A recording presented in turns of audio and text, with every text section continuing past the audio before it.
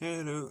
As someone who's been housed in institution last year and 3 or 4 months, and has been out of the last 10 years, I feel like I need to try and rectify the situation of what it means to be mentally unstable in the eyes of those who are seen to be. I'm going to claim I'm a victim of a business basically with pioneers with profiteering. It'll hurt a lot of hearts realistically work eligibly in this workforce, but you have to trust the hurt doesn't work on both sides. And I don't like to be in two sides, but I think one needs to be more subsorted towards the other in the sense of it being a vacant space.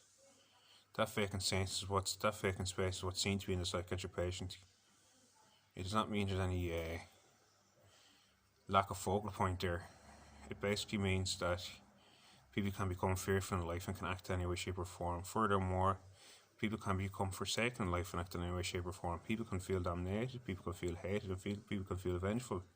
We talk about corruption, unhealthiness, unfitness, eating too much, smoking too much, drinking too much, too many drugs, all the curtailments of life which lead us places apparently but don't really. Who's to say one hand is more powerful than the other? In this situation, it is just like the family there from me saying that you shouldn't have these authorities over me in my life, such as the Mental Health Act. It was brought in 2001, the Republic of Ireland, around the time of the Twin Towers falling. One of the major security clampdowns worldwide to find the culprits of it who were apparently in Afghanistan, the United States. There's all sorts of theories behind it, and that's the minute point that has to be pointed out. There's theories behind it, but can it be factually proven? There's mega world of crimes gone behind solicitors and politicians' doors that go unheard of and unseen, and they always hinder in the mind as to who is really responsible, what caused this downfall, what caused this mass chaos. Even a car bomb, for example, going off in Yemen or Saudi Arabia or somewhere. These are things that go seen by the witness eye. And if you think it doesn't affect the heart, it does affect the heart of the human being. I know I've been affected as a timid creature. I believe all human beings deep down are timid creatures. More to the point, I don't blame any psychiatry team or nurse or anything like that for what goes on in the world. They're only doing their role, so to speak. But to blame the person of psychosis or schizophrenia or any word they don't agree with is a form of family. And that's what I can't agree with. And that's why in this situation I'd like to point out what debauchery is. Debauchery is the notion to take one down to still a note within another, to factorize a certain setting or persona. You shouldn't try and adjust life to your settings, to your scenes. I wouldn't say it's not modifiable in that sense or malleable, that you don't try to create your own reality. But if it's a defamatory tactic or antic, then it could be seen as something that could be joyous in the eyes of some but miserable in the eyes of others. That's a form of inequality. That needs to be rectified. And this comes from me listening to a conversation this morning, or eavesdropping, so to speak. I wasn't eavesdropping, so to speak, on purpose. I just overheard something while I was grabbing a coffee, which is a notion that someone has been up against a lot in their whole life. And he's been in here a long time as well. And it goes straight to my heart to see people in these kind of states where people claim someone else is in a certain situation, or they think they have their two eyes pointed out, and they think they can analyse, perceive, and identify, but determine what's going on within another. That's for each of us to understand as unique beings, unique human beings, unique souls. I don't think it's for anyone else's courage to carry. We each have to bear your own courage. And I know hopefully it'll work at this time. For me, it's been out of the youth 10 years in a row. It's a tough place to be. And it's aged me, it's framed me, and it's got me out of this court in the sense that people believe and are thinking all sorts of things about me because of not just hearsay, what people might say about the stigma associated with mental health, but also the actual behavioural patterns that have examined, such as trying to deal with the head ravage, what it means to be isolated, what it means to be ignored, what it means to be hated, which is what it feels like, and what it means to be condemned and segregated from society.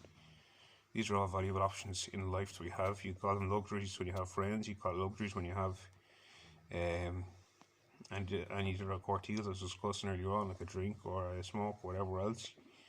But the real factor here is that some people are seen to be more pinnacle than others. We each have our own soul journey in life, which means we each have to carry our own weight regardless whether we like it or not. That doesn't mean any physical scale, it means the weight we have on our shoulders, whether it be our family, our friends, our loved ones, or anyone else, or people that we don't even know that we feel from afar. We can all relate as human beings, but I would argue that some people don't relate as well. And those very people will be the vacant ones that don't understand the psychiatric patient and how they are seem to be mostly spiritual people, I would say, mostly religious contour, but go to escalate this level of pain for the sake of it. Really, is that to be thought of? Is that to be considered? To open the eyes there a little bit to other people to realise that maybe we do go through pain for the sake of others. Maybe that's to be seen and heard. And there's a lot of good Samaritans out there, probably more than you know of. And that's one thing that I just want to point out for out, I think, further on this.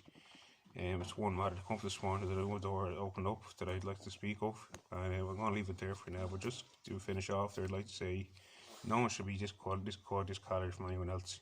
Is why, but especially their own, in the sense that no one should look their eyes up somebody else's for a thought or an idea or a place, where they come from, who they are, what their family name is, or anything else.